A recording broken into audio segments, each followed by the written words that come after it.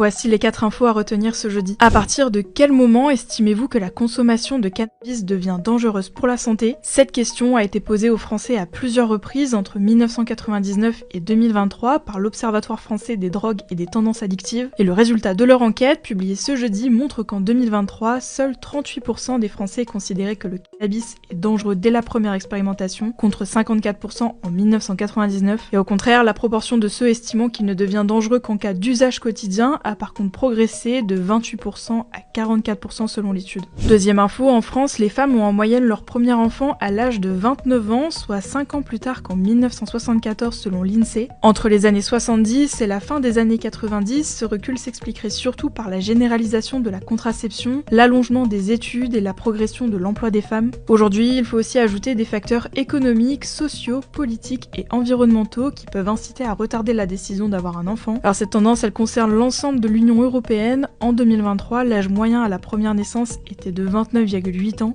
À noter cependant qu'il y a de fortes différences selon les pays.